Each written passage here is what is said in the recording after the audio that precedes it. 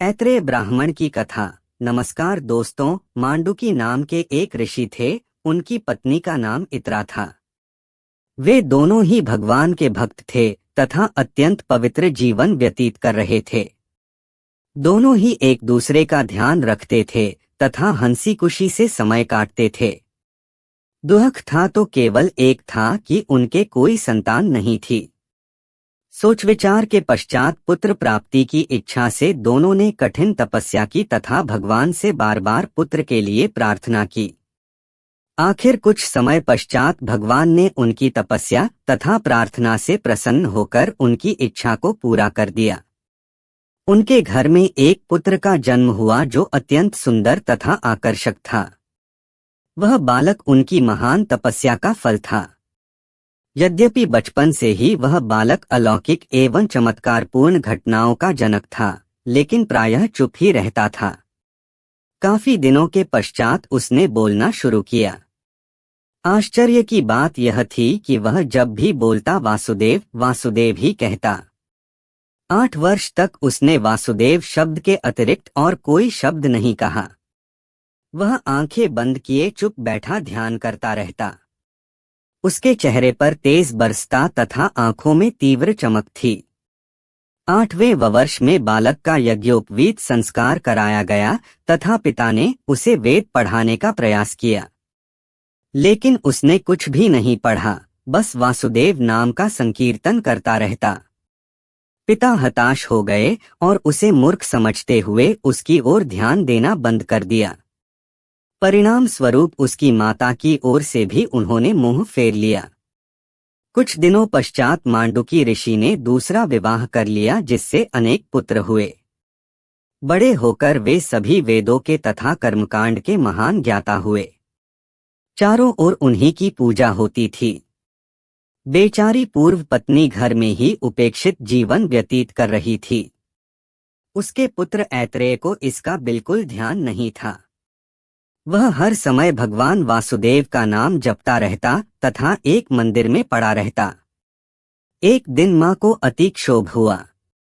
वह मंदिर में ही अपने पुत्र के पास पहुंची और उससे कहने लगी, तुम्हारे होने से मुझे क्या लाभ हुआ?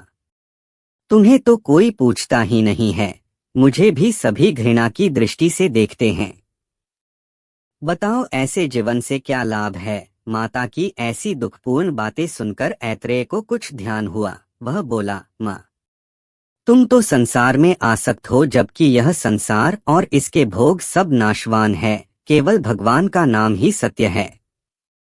उसी का मैं जाप करता हूँ, लेकिन अब मैं समझ गया हूँ कि मेरा अपनी माँ के प्रति भी कुछ कर्तव्य है। मैं उसको अब पूरा करूंगा और तुम्हें ऐसे स्थान पर पदासीन करूंगा जहां अनेक यज्ञ करके भी नहीं पहुंचा जा सकता। ऐत्रेय ने भगवान विष्णु की सच्चे हृदय से वेदों की विधियों के अनुसार स्तुति की। इससे भगवान विष्णु प्रसन्न हो गए।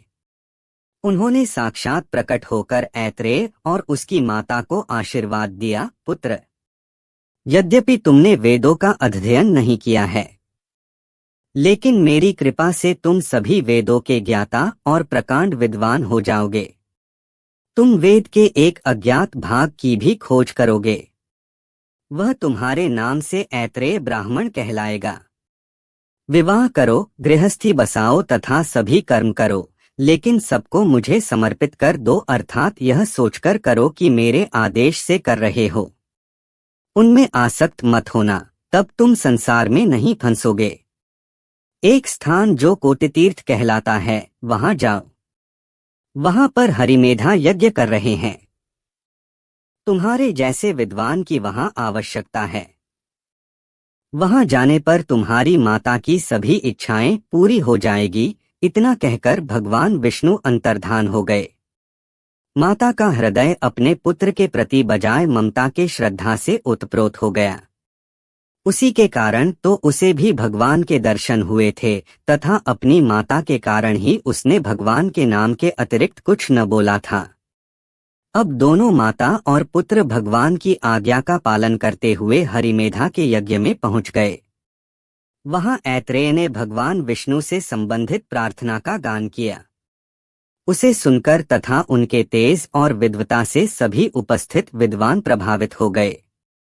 हरिमेधा ने उन्हें ऊंचे आसन पर बैठाकर उनका परिचय प्राप्त किया तथा उनकी आवभगत की।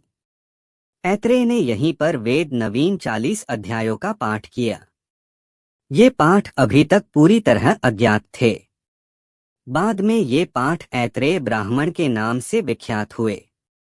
हरिमेधा ने ऐत्रेय से अपनी पुत्री का विवाह कर दिया। ऐत्रेय की माता ने अपने पुत्र से जो कामना की थी वह उसे प्राप्त हो गई थी। भगवान विष्णु की कृपा से ऐत्रेय का नाम महर्षि ऐत्रेय के रूप में सदासदा के लिए अमर हो गया। धन्यवाद दोस्तों, वीडियो पूरा देखने के लिए। वीडियो पसंद आए तो वीडियो को लाइक और शेयर करें और चैनल को सब्सक्राइब करें। धन्यवाद।